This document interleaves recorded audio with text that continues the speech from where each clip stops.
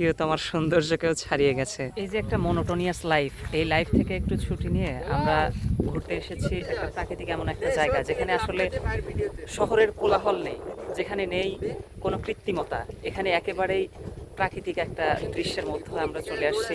চারিদিকে সবুজ, উপরে নীল আকাশ, ছোপ ছোপ মেঘ, এর মধ্যে আমাদের এই চলমান যাত্রা।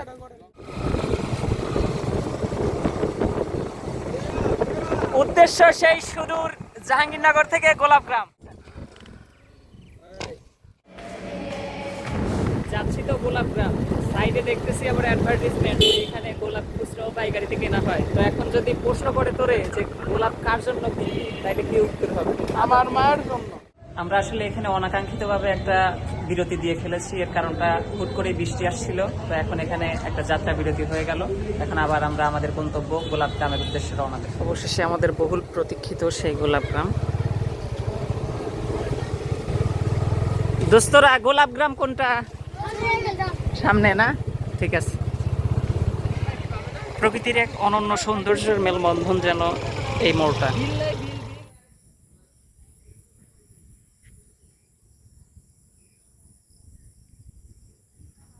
কি নীরব, নিস্তব্ধ।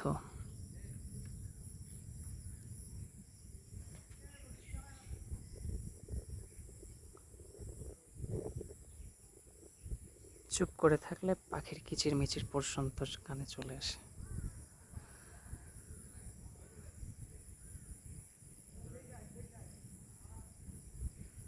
জাহাঙ্গীরনগর যে কম সুন্দর বিষয়টা এমন না, কিন্তু সেখানকার ঘনবসতিপূর্ণ এলাকাগুলো সৌন্দর্যের যে উপভোগ করার প্রয়াসটা, এটা অনেকটাই স্থবির করে দেয়। যত বেশি নির্জনতা, তত বেশি সৌন্দর্যের মাহাত্ম্য উপলব্ধি তাই বেশি আসে।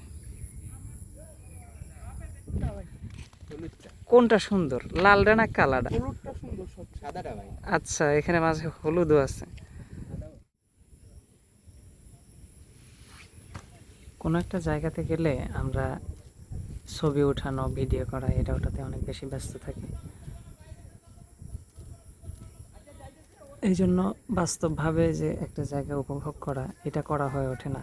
তখনও মোবাইলের চোখে দেখি, আবার পরবর্তীতে যখন বাসায় ফিরি বা নিজ গন্তব্যে ফিরি, তখনও মোবাইল দিয়েই দেখি।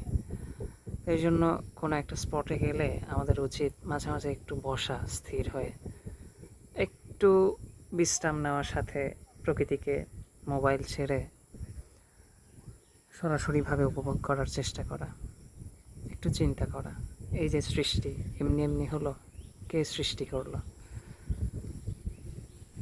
তা আমরা আসলে ডিভাইস নিয়ে এত বেশি ব্যস্ত, এই ব্যস্ততার ভিড়ে আসলে কখনো এই চিন্তা ভাবনাগুলো করাই হয়ে ওঠে না। আমরা আসছিলাম গোলাপগ্রাম ঘুরতে, আমাদের ঘোরা শেষের দিকে, এখন আমরা হয়তো ব্যাক করব। কিন্তু এই ব্যাক করার আগে এই স্মৃতি বিজড়িত এই জায়গাটাকে আরেকবার পুনর্জাগরণীতে রাখতে একটা ভিডিও করা আর কি।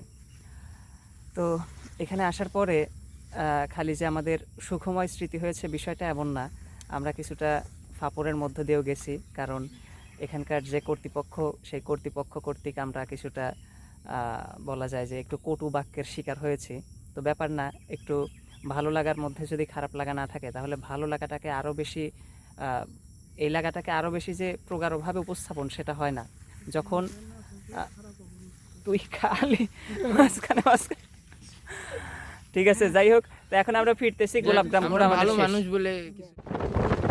এই যে আমাদের যাত্রাটা গোলাপগ্রামের উদ্দেশ্যে, এখানে দেখতেছেন আমরা চলমান। মাঝে মাঝে হয়তো এই চলমানতা থেমে যায়, কিন্তু আমাদের জীবন এমনভাবে চলমান যে জীবন কখনোই থামে না শেষ গন্তব্য পাওয়া না পর্যন্ত।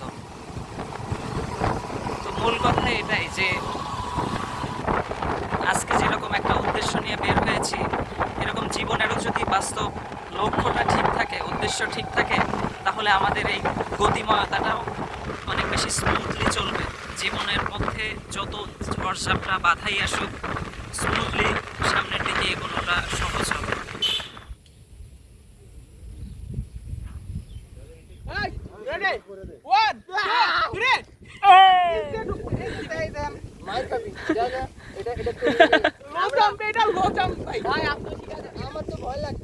ভয় নাই, ভয় নাই, আমরা এখন এমন একটা জায়গাতে আসছি যেখানে আসলে একদম গ্রামীণ পরিবেশ। এমন জায়গাতে এলে ভালো না লাগার কোনো কারণ খুঁজে পাওয়া যায় না। গোলাপ আর কেমনে ভাল লাগবে? যে শহরে প্রিয়তমা নাই সে শহরে গোলাপের গুরুত্বও নাই রে। শুরু হচ্ছে ফিরতি যাত্রা, এবার উদ্দেশ্য ড্যাফোডিল। এত সব সৌন্দর্যের ভিড়ে আটকে যায় চোখ তোমাতে। কেউ যদি সৌন্দর্যের সংজ্ঞা জানতে চায় সে যেন আমার চোখে তোমাকে দেখে। আমরা দীর্ঘক্ষণ যাবৎ আজকে বিভিন্ন জায়গায় ঘুরলাম। এর মধ্যে একটা বিষয় হলো যে গোলাপ গ্রাম। এখন আমরা ড্যাফোডিল ইউনিভার্সিটিতে আসছিলাম, ঘোরাফেরা শেষ। তো আমাদের মধ্যে এখন বিদায়ক্ষণ, সবাই আপ্লুত হয়ে একে অপরকে জড়িয়ে ধরছে। তো এরই মাধ্যমে আমরা আমাদের যাত্রাটা এখানে শেষ করছি।